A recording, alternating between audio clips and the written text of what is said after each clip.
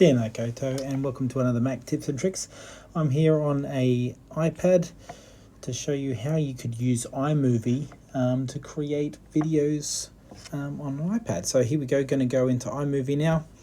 And now, as you can see, there's a new layout to how to start a project in the iPad. So these are the new 9th gen iPads that we've got at our school, and we've got 3 different sections here that you can see. So the first one is Magic Movie. So with this one, all you need to do is essentially choose from a bunch of photos that you've taken.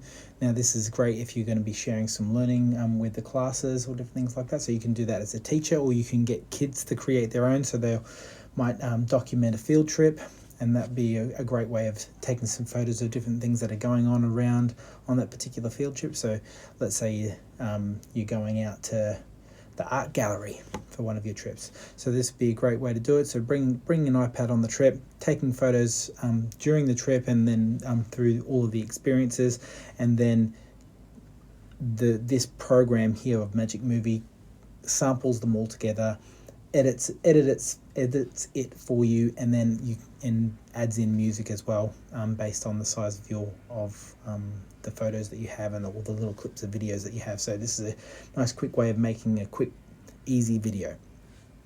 The next one that you have here is Storyboard.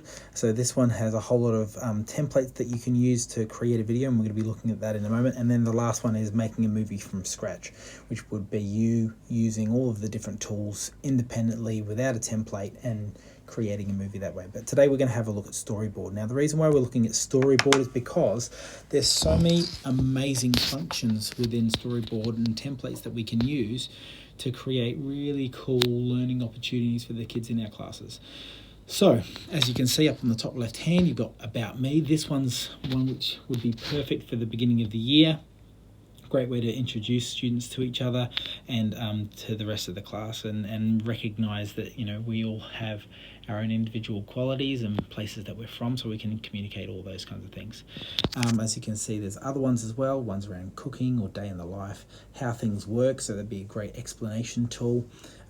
Q&A, so that'd be a really cool one to use when you're interviewing characters in your stories and thinking about how we can really infer how characters are feeling in the story. So that'd be a really cool reading activity to do. And you also have other ones like news reports and trailers and book reports. I'm going to click on the book report one today, so that way you can see the types of things that you've got. So it starts off with a little theme like this. It gives you an idea of an ability to change some of the different styles. So you can change it to this one, Charm. So you can see it looks a little bit different. It's got different music as part of it as well. And then we go to Create, and that's going to take us to our template.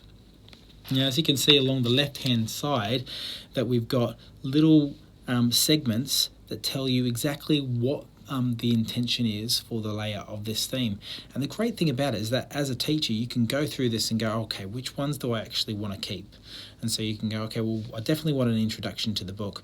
I want to add in some different details, but I want to reduce the summary and make it a little bit smaller. So you can select this, and you can actually click on select, and then you can get rid of some of these ones, or you can add more in. And that way you can actually say to the kids that this is the expectation of what I'd like you to do as part of the tool. All right, again, get rid of things that you don't want, and then you just add it in. Now the great thing about it is that it's really, really straightforward, easy to use. All we need to do is press the little plus button, and then you can take a video as you go, or you can choose from the library if the students have already taken the photos or videos prior.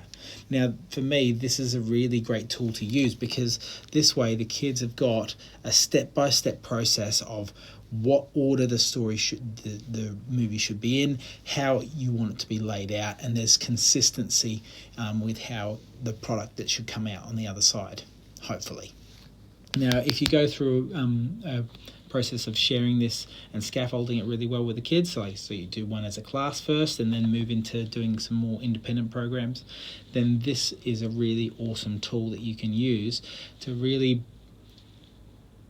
broaden the skill base of your students with using iMovie, especially with different tools like reading or writing programs. Again, you could do this as a similar thing you can do in sciences or other inquiry programs that you might have running in your class. So these are really interesting ways of creating without having to do everything from scratch yourself. So use this as a tool, give it a go, have a bit of a play, and I look forward to seeing some of the outcomes from your students in future. Thanks again for watching Mac Tips and Tricks, and enjoy.